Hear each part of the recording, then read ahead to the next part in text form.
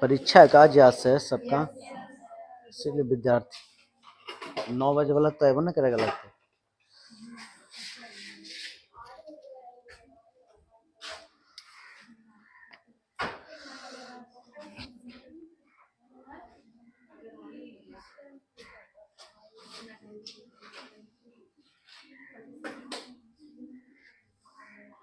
नौ 8 बजे वाला तो अपना वीडियो में देखेगा, कोई उपाय है नहीं उसके पास, पढ़ाई बंद नहीं होगा हर महीने। जिसका छूटेगा ना वो अपना देख लेना।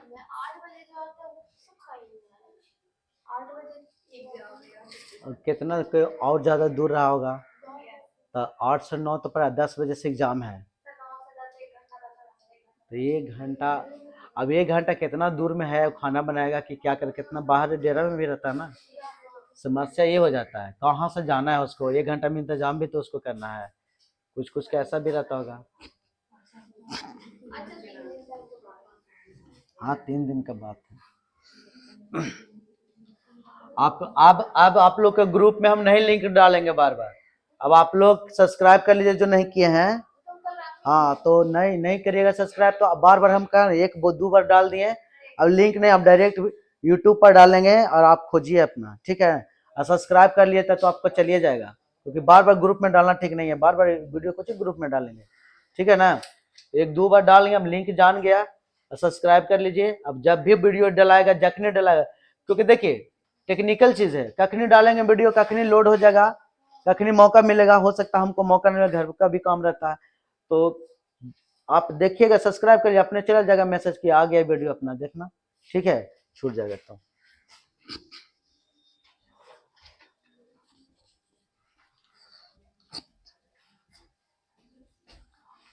11th का बैच चालू कर दिए हैं, एकदम पढ़ाई हो रहा है 7 बजे से। जिसका भाई बहन या कोई भी है तो अपना अभी तो बैठा हुआ तो अपना भेज सकते हो। रिजल्ट का इंतजार कर रहा, हाँ होता है कितना के साइकोलॉजिकली दिमाग, कोई बात नहीं, जो जो एक्टिव लड़का वो आ रहा है।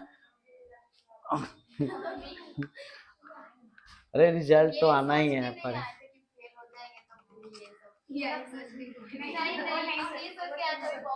अभी के समय में जो फेल होगा वो एकदम पढ़ने लायक आदमी नहीं है। तो अभी के समय में इतना पढ़ने पर लड़का लोग जोर दे रहा है, फेल कैसे हो जाएगा। कम नंबर आना अलग बात है, फेल नहीं होता है, बहुत कम होता है। अगर वो फेल हुआ तो दम लोल है, वो उसको कुछ नहीं लिखने आता है, समझ गया ना। थोड़ा मना भी लिखेगा ना तो फेल तो कम से कम नहीं होना चाहिए। फेल हुआ है इसका मतलब पढ़ने लायक लड़का है नहीं। उसको फेल नहीं होता है कोई, फेल वही करेगा जो बिल्कुल नहीं पढ़ा है, झूठो मुठो फार्म भर दिया लिखा ही नहीं, तो एग्जामिनर क्या करेगा, वो तो फेल ही हो जाना उसको है। लेकिन फिर भी उसको घबराना नहीं चाहिए, उसको फिर से तैयारी करना चाहिए। जो फेल हो गया कोई भी जाता है तो उसको घबराना नहीं चाहिए, उसको कमजोरी पर ध्यान देना चाहिए कि हम फेल हुए हैं यानी हम ना पढ़े था, फिर से पढ़ो, आराम से पास हो गए। पढ़ना तो जरूरी है, बिना पढ़ने कैसे पास होगा।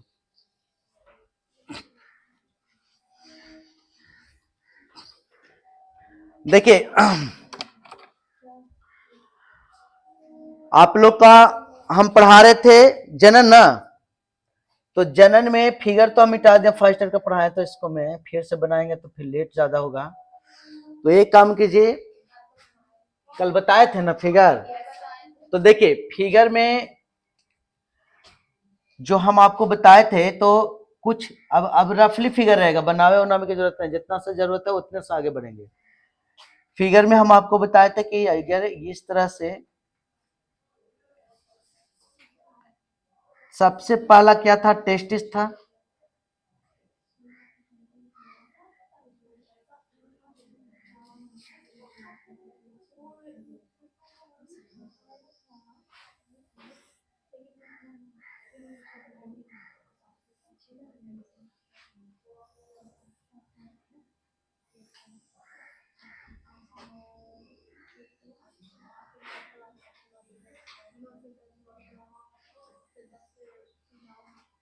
देखिए, इसको में हम आपको बताए कि पुरुष के जनन तंत्र में सबसे पहला क्या था जी? पहला था टेस्टिस, इसको हम लोग क्या कहते हैं? वृषण। यही था ना, टेस्टिस था, वृषण। तो दूसरा था स्क्रोटम। स्क्रोटम में हम आपको बताएं ये वृषण कोश है, वृषण कोश। ये सब जो है सहायक जनन ग्रंथि में आता है। और तीसरा है टेस्टिस से लगा हुआ था, क्या होगा? एपिडाइडमिस। एपिडाइडमिस इसको कहते हैं अधिवृषण। यही था ना बुआ। और चौथा था अधिवृषण से ऊपर गया नली, उसको क्या कहते हैं? Vas deferens. Vas deferens, vas deferens, इसको हम लोग है शुक्र वाहिका। और चौथा था, पांचवा था इजुकुलेटरी डक्ट। इजुकुलेटरी डक्ट, इसको हम लोग बोले थे स्खलन नलिका। और छठा है यूरेथ्रा। यूरेथ्रा, इसको हम लोग बोले थे मूत्र मार्ग। मूत्र मार्ग। और सात है पेनिस यानी सेसन। और आठ है male accessory gland. Male accessory gland, इसको हम लोग क्या बोलेंगे? नर सहायक ग्रंथि। इतनी ये सब को हम लोग को डिटेल से पढ़ना है। फिगर पूरा कंप्लीट तो हम आपको बता देते हैं, आप जैसे जैसे पढ़ाएंगे वैसे वैसे चलेगा। देखिए, जैसे कहने का मतलब यहां पे देखिए, ये जो टेस्टिस है यही है आपके, ये जो देख रहे हैं ना, ये टेस्टिस है। एक जोड़ा टेस्टिस होता है, और ये एक जोड़ा जो टेस्टिस है एक मोटे चमड़े के खोल में सुरक्षित होता है। इसका नाम होगा क्या? स्क्रोटम।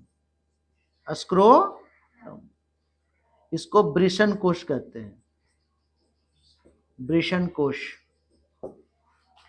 इसको में द्रव से ये भरा होता है, हाइड्रेटेड होता है। ये द्रव से भरा होता है, हाइड्रेटेड। एक ये इसका काम है टेस्टिस को सुरक्षा प्रदान करना। ठीक है, समझो ध्यान से। पहले ये जो स्क्रोटम है बुआ, तो देखिए ये तो मेन, ये इसको क्या बोले थे? वृषण जो है ये प्राथमिक लैंगिक अंग है। ये प्राथमिक लैंगिक अंग है। क्यों वृषण को प्राथमिक लैंगिक अंग क्यों कहे थे? क्योंकि वृषण जो है, वृषण में ही पुरुष का यानी सेक्स हार्मोन है ना, पुरुष का सेक्स हार्मोन इसको में वृषण में उत्पन्न होता है। और नर युग्मक शुक्राणु का निर्माण भी किसको में होता है? टेस्टिस में होता है। इसलिए इसको प्राथमिक जनन अंग कहा गया है। अब कहेगा कि तब प्राथमिक क्यों कहा गया? अभी भी बढ़िया समझ में नहीं आया। देखिए, जब कोई पुरुष को सेक्स करने की जो प्रवृत्ति होता है ना उत्पन्न, तो उसको में सबसे पहले फंक्शन में आता है टेस्टिस का मैकेनिज्म आता है। टेस्टिस फंक्शन में आता है। सबसे पहले हार्मोन जो उसको में है, नर हार्मोन टेस्टोस्टेरोन, जो कि एंड्रोजन ग्रुप का है। एंड्रोजन ग्रुप का टेस्टोस्टेरोन जो है नर हार्मोन है, टेस्टोस्टेरोन। इसको में टेस्टोस्टेरोन है ना, हिंदी में भी वही लिखा है टेस्टोस्टेरोन। ये जो है एंड्रोजन ग्रुप का, एंड्रोजन ग्रुप का हार्मोन टेस्टोस्टेरोन उत्पन्न होता है। ये सेक्स हार्मोन है। ये पुरुषों में जो है सेक्स करने की प्रवृत्ति बढ़ाता है। ये पुरुष के लैंगिक अंगों को कंट्रोल करता है, लैंगिक स्वभाव को मतलब कि सेक्स के कंट्रोल करने में ये क्या करता है, मदद करता है, टेस्टोस्टेरोन हार्मोन। तो सबसे पहले कोई पुरुष अगर किसी के साथ सेक्स करने की प्रवृत्ति अगर उसको दिमाग में आता है, कोई महिला को देखा तो उसको में जो अट्रैक्शन हुआ, वो अट्रैक्शन किस हार्मोन के कारण होता है, टेस्टोस्टेरोन हार्मोन उसको में सबसे पहले उत्पन्न हो जाता है।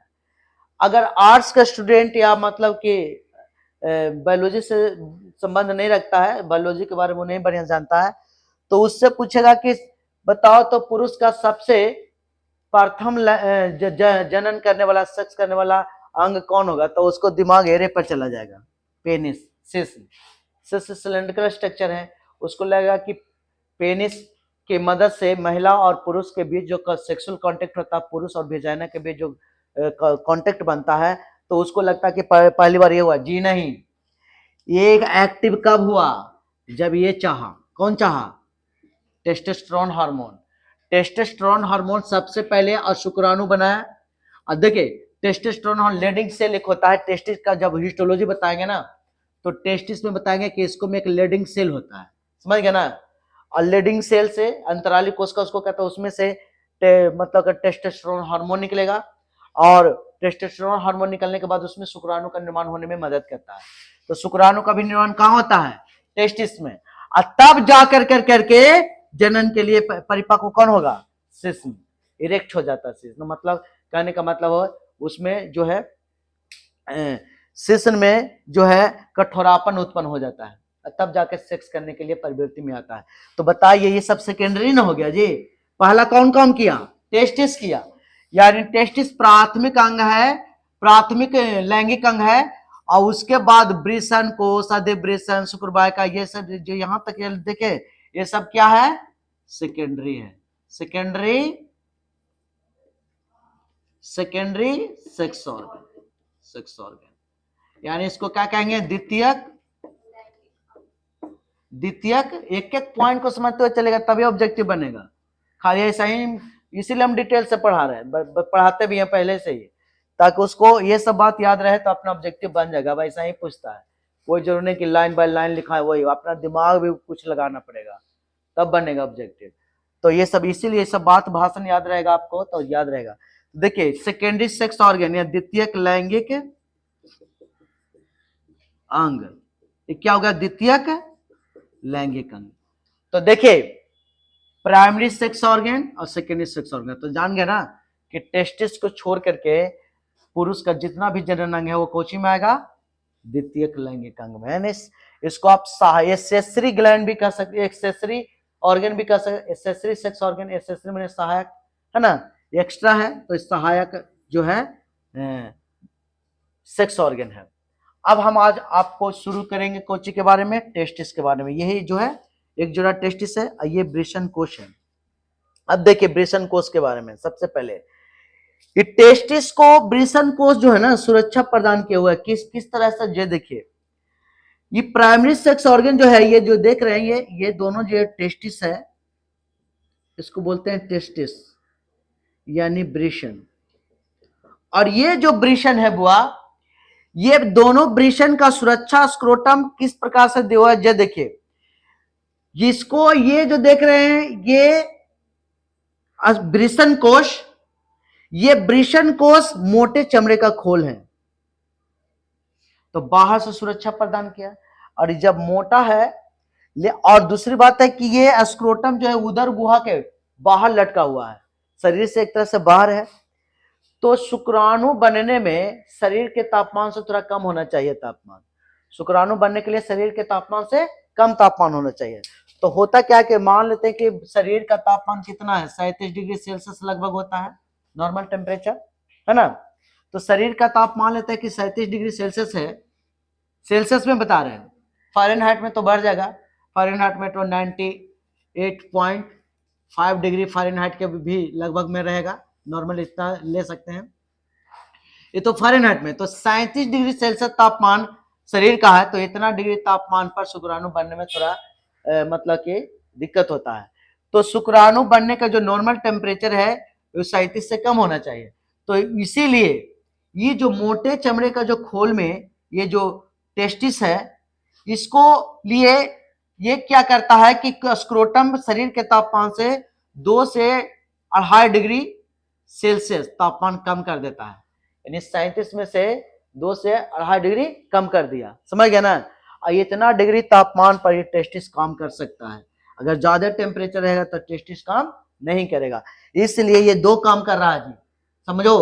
एक तो बाहर से सुरक्षा प्रदान कर रहा है, और इसके अंदर जो द्रव है वो भी द्रव जो है टेस्टिस को सुरक्षा प्रदान कर रहा है। जैसे एक बाल्टी पानी ले लीजिए और उस बाल्टी में कांच का गिलास को डाल दिए, अब बाल्टी लेके दौड़िए तो कांच का गिलास फूटेगा? नहीं फूटेगा, पानी उसको क्या कर लिया, बचा लिया। लेकिन लोहे का बाल्टी में कांच का गिलास लेके दौड़ गया, पानी ना भरिए, ऐसे डलेगा तो टकरा के टूट सकता है ना। तो लेकिन वही बात यहाँ पर है, अगर ये दोनों को कांच का गिलास का दिमाग रख लिया जाए टेस्टिस को, और ये पानी अगर एरा में ना रहे तो इसको थोड़ा इंजुरी हो सकता है अंदर से। तो इसको द्रव में ये ताजा रहेगा और एक दूसरे से प्रोटेक्शन मिलता रहेगा इसको। ये द्रव है, चूंकि इसको में द्रव भरा रहता है, हाइड्रेटेड रहता है, इसलिए वृषण कोष को हाइड्रोसिल भी कहा जाता है, हाइड्रोसिल। ठीक है, तो ये हाइड्रोसिल इसीलिए कहा कि हाइड्रेटेड होता है, पानी से भरा होता है, इसमें द्रव भरा रहता है ना। तो द्रव भरा हो रहता है इसीलिए ये होता है। तो ये वृषण कोष जो है वृषण को क्या करता है, सुरक्षा प्रदान करता है। ठीक है, लेकिन अब पढ़ना हम लोग को डिटेल से टेस्टिस के बारे में। तो आज का हेडिंग होगा टेस्टिस। ठीक है, तो टेस्टिस का क्या होगा, फंक्शन क्या, कैसे क्या करेगा, उसके बारे में पहले तो ये जान गए आप इसका।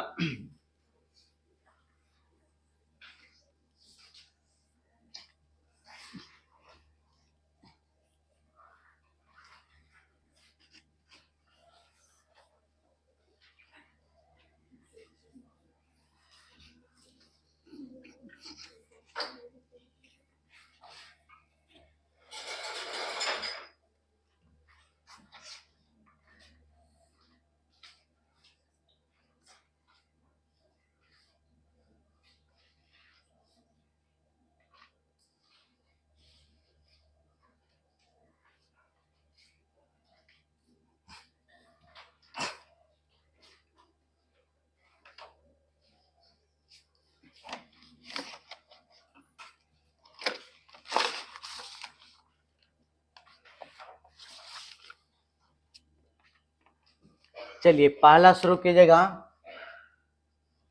टेस्टिस, यानी इसको हम लोग कहेंगे वृषण। हेडिंग दीजिए टेस्टिस। देखिए सबसे पहला क्या लिखेगा टेस्टिस में, समझिएगा ध्यान से। ये टेस्टिस जो है प्राथमिक और मुख्य लैंगिक अंग है, प्राथमिक और मुख्य लैंगिक है। तो पहला पॉइंट ये लिखेगा कि वृषण पुरुष का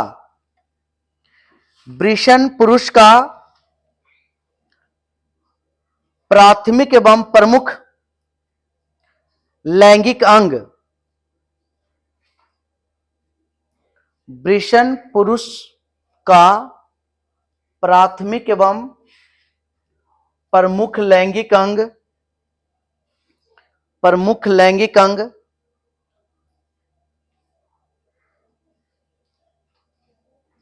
है, प्रमुख लैंगिक अंग है।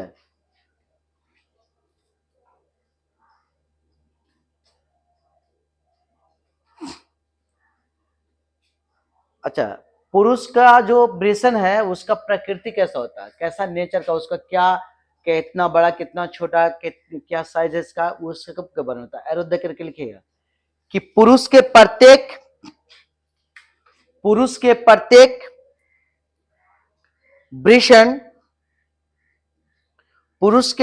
वृषण निम्नलिखित प्रकृति के होते हैं।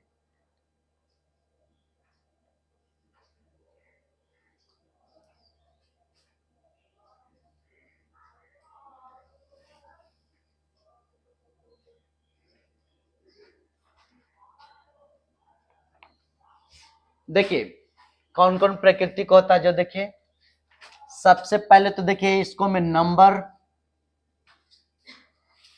यानी संख्या। अभी लिखिएगा, नहीं समझिएगा पहले। पुरुष में टेस्टिस की संख्या कितना है? 1 पेयर, एक जोड़ा है ना, एक जोड़ा। टेस्टिस पुरुष में कितना होता है? एक जोड़ा। ठीक है। फिर है कलर। जनरली कलर रंग कैसा रहा होगा? तो टेस्टिस का ओरिजिनल जो कलर है वो पिंकिश है। पिंकिश माने गुलाबी, गुलाबी रंग का। उसके बाद शेप की अगर बात करते हैं, शेप यानी आकृति। इसका अगर आकृति की बात करते हैं तो इसका जो आकृति है अब वो है ओवल। ओवल का मतलब होता है अंडाकार।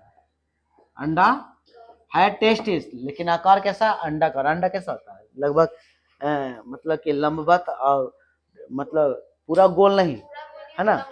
हाँ, अंडाकार। और उसके बाद है साइज। साइज की बात करते हैं, आकार का।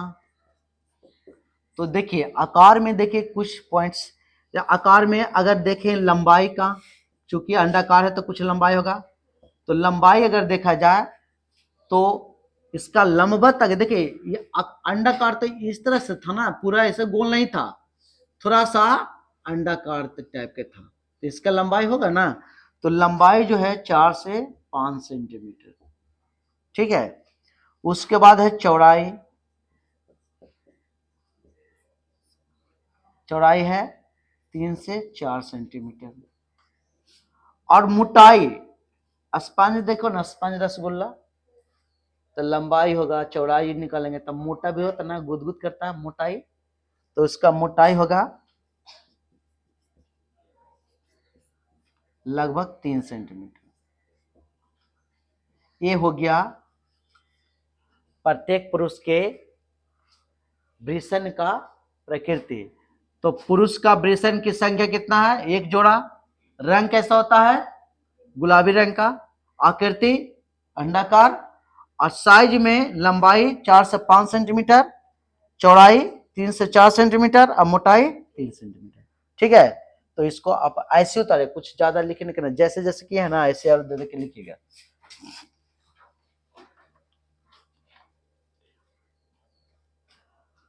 इसको 2 से 3 कर लो जी, 2 से 3। चौड़ाई 2 से 3 होगा जी, सॉरी 2 से 3 सेंटीमीटर, और मोटाई ठीक है लिखा हुआ 3 सेंटीमीटर। चौड़ाई 2 से 3 लिख लीजिएगा, यहाँ मिस्टेक हो गया था। 4 से 5 सेंटीमीटर लंबाई, चौड़ाई 2 से 3 सेंटीमीटर और मोटाई 3 सेंटीमीटर।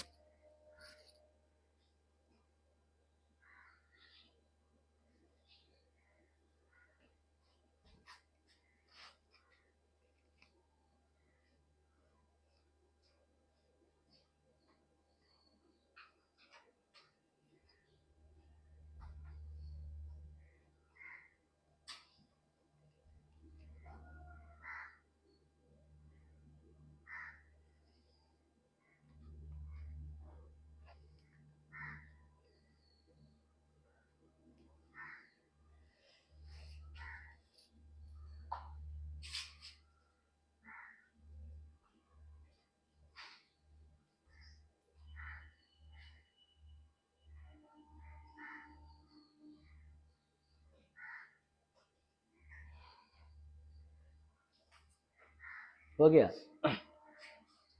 अब इसमें है प्रोटेक्शन। प्रोटेक्शन ऑफ टेस्टिस, वृषण की सुरक्षा। वृषण किस तरह से सुरक्षित है, इसको लिख लेना सबको।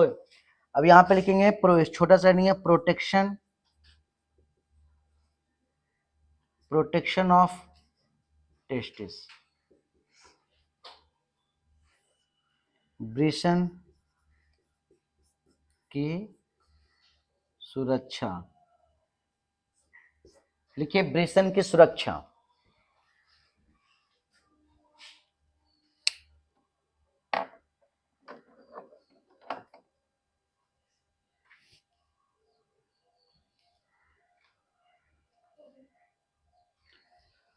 देखिए वृषण की सुरक्षा की अगर बात करते हैं तो बताइए वृषण कहां सुरक्षित है? वृषण कोश में। गुड। वृषण कहां सुरक्षित है? वृषण कोश में, यानी स्क्रोटम में। यानी वृषण जो है वृषण कोश स्क्रोटम में, स्क्रोटम में सुरक्षित होते हैं। ठीक है, तो पहला पॉइंट लिखिएगा यही, लिखिएगा कि मनुष्य का वृषण, मनुष्य का वृषण वृषण कोश में, मनुष्य का वृषण वृषण कोश में सुरक्षित होते हैं।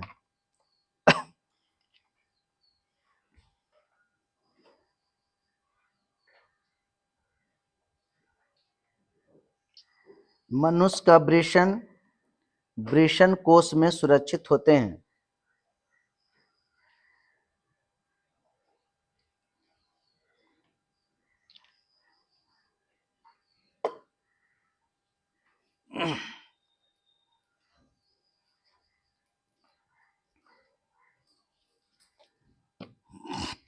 ठीक है, अब देखिए तब हम लोग को पढ़ना वृषण कोश के बारे में। दूसरा था ना वृषण कोश, उसके बाद वृषण का औतकी वगैरह बताएंगे। यानी दूसरा क्या था? वृषण कोश। तो अब हम लोग को थोड़ा सा वृषण कोश के बारे में जानना होगा कि वृषण कोश है क्या, जिसको आप स्क्रोटम कहते हैं, वो क्या है। ठीक है, तो लिखिएगा स्क्रोटम। दूसरा में था स्क्रोटम, वृषण कोश। लिखे तो स्क्रोटम यानी वृषण कोश, वृषण कोश, वृषण कोश।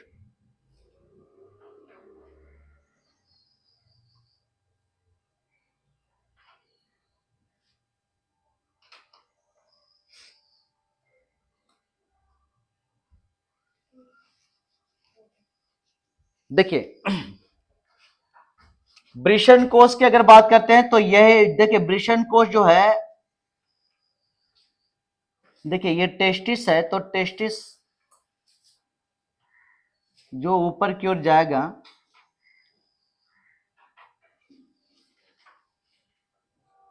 तो ये जो है यही तो था वृषण कोश। ये तो वृषण था एक जोड़ा, है ना। तो ये जो वृषण कोश है, ठीक है, ये जो वृषण कोश देख रहे हैं, ये मोटे चमड़े का खोल होता है, मोटे त्वचा का खोल है। ये क्या है जी? ये जो है मोटे त्वचा का खोल है ना, मोटे त्वचा का खोल है।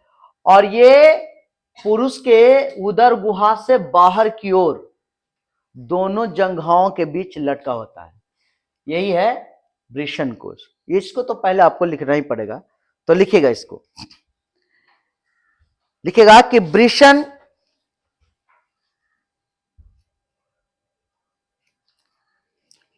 वृषण कोश, उधर में जो है वृषण कोश, सॉरी, उसको लिखिएगा वृषण कोश थैलेनुमा, वृषण कोश थैलेनुमा त्वचा का, थैलेनुमा त्वचा का, थैला क्या आकार का बना रहता, थैली जैसा, थैलेनुमा त्वचा का एक मोटा खोल होता है। थैलेनुमा त्वचा का एक मोटा खोल होता है, खोल होता है, जो उदर गुहा के बाहर, जो उदर गुहा के बाहर दोनों जंघाओं के बीच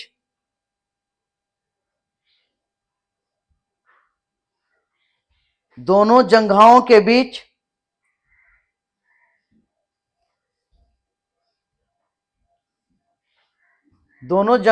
बीच बाहर की ओर लटके होते हैं।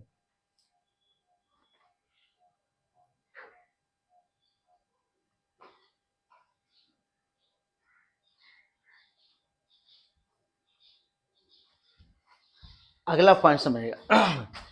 दूसरी बात है कि ये जो वृषण कोश है ना, ये जो है, ये जो वृषण कोश आप देख रहे हैं ये वाला, ये वृषण कोश शरीर के तापमान मतलब 37 डिग्री सेल्सियस से, है ना, ये 2 से 2.5 डिग्री सेल्सियस क्या करके कम रखने में मदद करता है। तो शरीर का जितना तापमान है ना, उससे कम 2 से 2.5 डिग्री कम कर देता है, क्योंकि कम नॉर्मल तापमान से थोड़ा कम तापमान पर क्या क्या होता है, ये टेस्टिस काम करता है, शुक्राणु बना सकता है, ये अपना हार्मोन निकाल सकता है। इसलिए देखिए प्रकृति कितना बड़ा इंजीनियर है।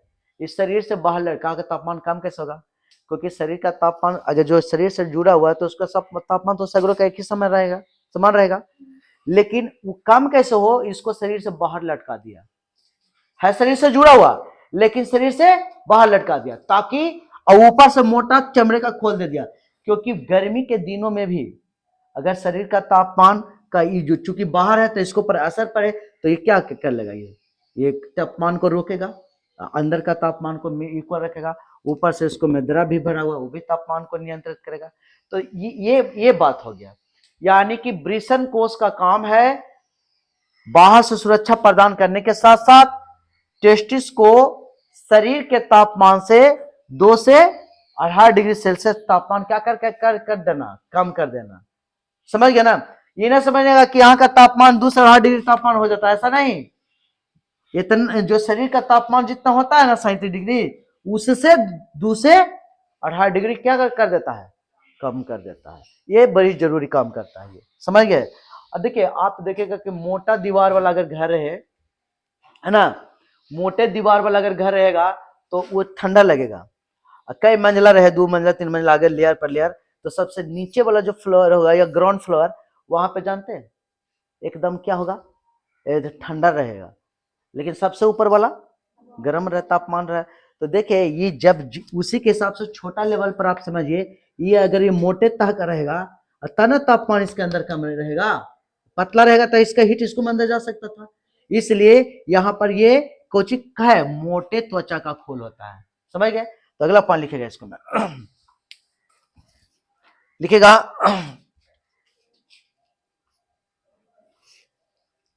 देखिए वृषण कोश वृषणों के तापमान को वृषण कोश वृषणों के तापमान को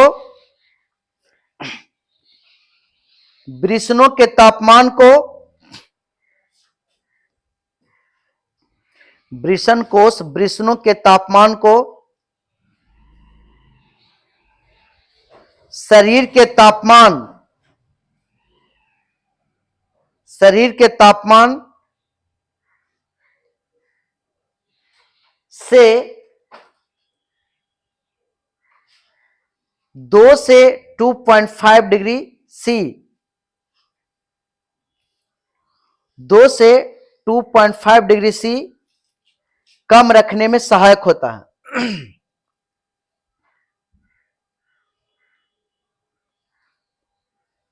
कम रखने में सहायक होता है।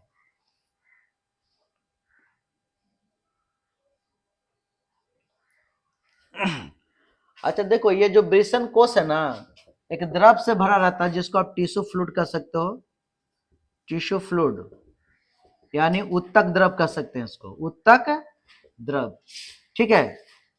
वृषण कोश टिश्यू फ्लूइड से भरा होता है, इसलिए फ्लूइड के कारण, द्रव के कारण इसको क्या कहते हैं, इसको हम लोग हाइड्रोसिल कहते हैं। क्या कहते हैं, हाइड्रोशील।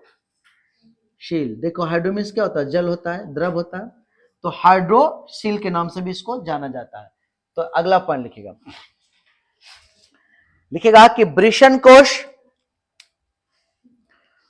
कोश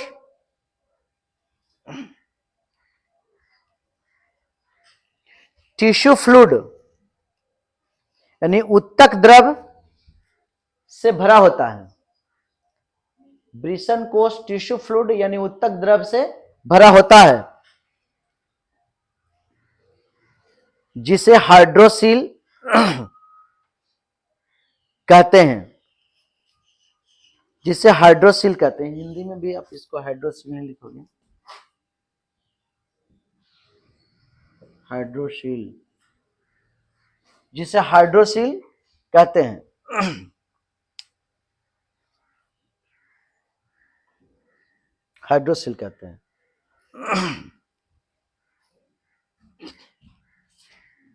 ठीक है, अब इसको मैं अब टेस्टिस को बारे में डिटेल से पढ़ना। एक्चुअली में टेस्टिस के अंदर क्या क्या पार्ट्स है, अब पढ़ना पड़ेगा। Histology of testis. Histology of testis में ये जानिएगा कि जो टेस्टिस है वो कौन कौन कोशिकाओं से बना होता है, टेस्टिस में कहां पर शुक्राणु का निर्माण होता है और कहां से सेक्स हार्मोन है ना, टेस्टोस्टेरोन कहां से निकलता है, और शुक्राणु को पोषक पदार्थ जो प्रदान करता है वो कोशिका का क्या नाम है, टेस्टिस के अंदर और सारे कौन कौन सारे संरचनाएं हैं।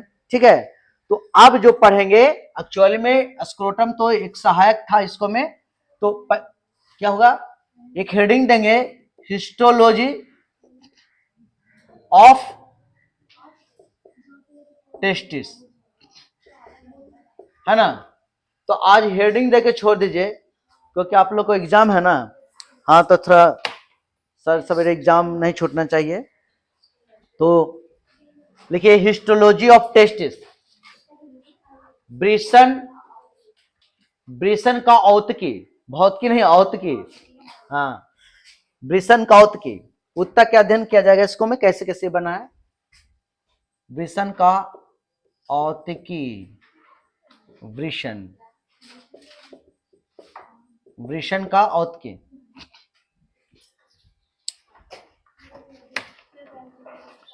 ठीक है, अभी के तक परीक्षा है आप लोग का,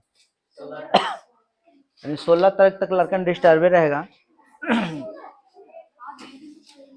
लेकिन आना है, क्लास चलेगा सवेरे जहिया तक भी। हाँ,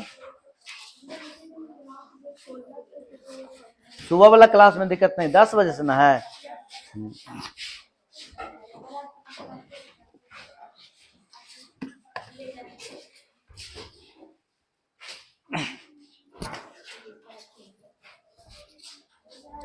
हाँ, अब देंगे कल चल गया था एक जगह।